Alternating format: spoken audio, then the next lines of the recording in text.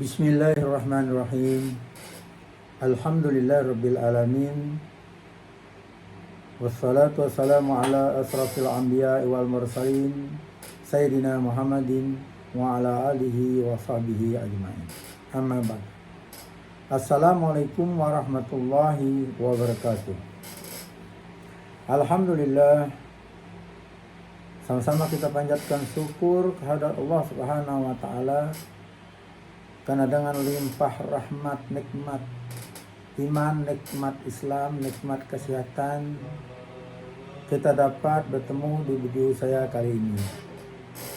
Pada kali ini saya ingin menghuraikan hakikatnya kalimat Alhamdulillahirabbil alamin yang ada di dalam Al-Fatihah, surah Al-Fatihah itu ayat yang kedua yang selalu kita ucap.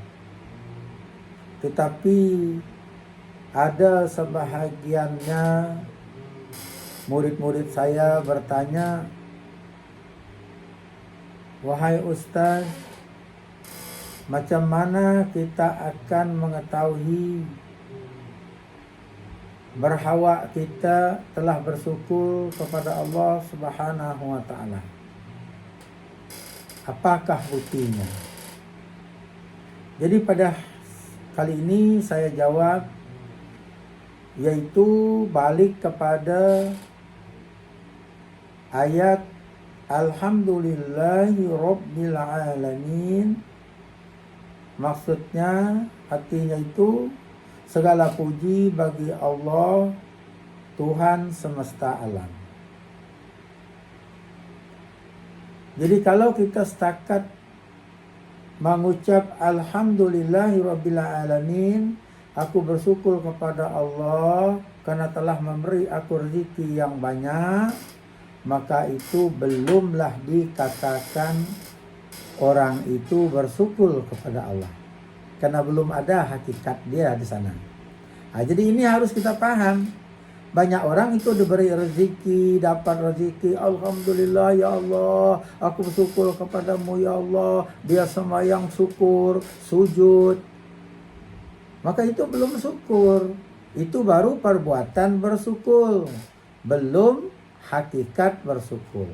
Allah Ta'ala bukan melihat ucapan kita, bukan melihat perbuatan kita.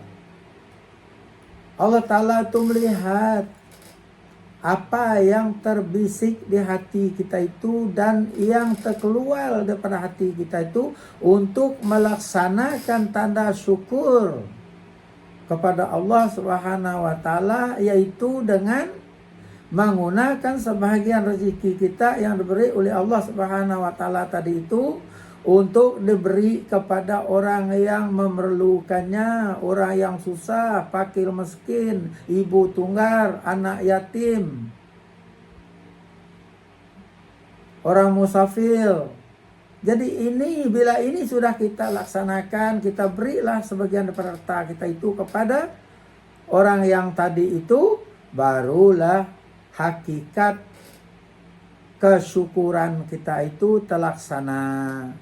Jadi bila sudah hakikatnya itu yang dikatakan hakikatnya bersyukur. Kita laksanakan, bukan ucapan saja. Jadi dengan adanya tadi kita melaksanakan hakikat bersyukur itu tadi, memberi orang yang susah, fakir, miskin dan sebagainya itu, barulah Allah Ta'ala itu tadi membalasnya dengan rahmatnya, akan memberi balasan dengan sedekah kita itu 10 kali ganda lipatnya kepada kita. Maka inilah yang dikatakan hakikatnya bersyukur.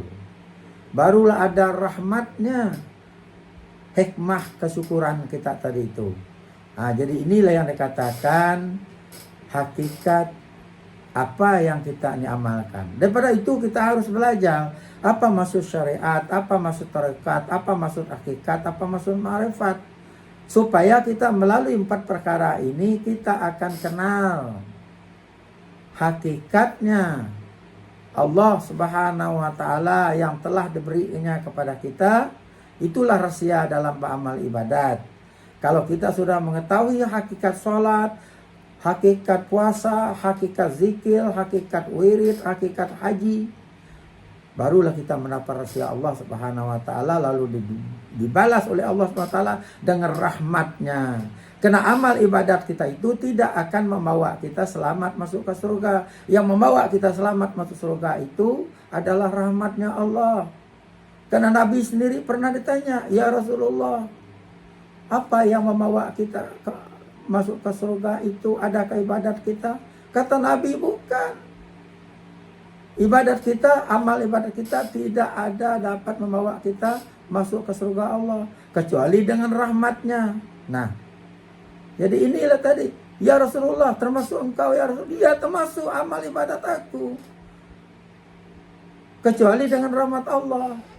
Nah, ini yang harus kita pegang teguh, bahwa ilmu syariat, tarekat, hakikat, marifat itu harus berjalan selari, seiring. Jangan kita dengar orang, oh kalau sudah bermarifat itu, sudah bertasawuf itu, tidak usah bersyariat lagi. Itu syaitan. Siapa yang mengajar dia seperti itu? Sedangkan Nabi itu bersyariat, bertarekat, berhakikat, dan bermarifat. Ini yang harus kita dalami.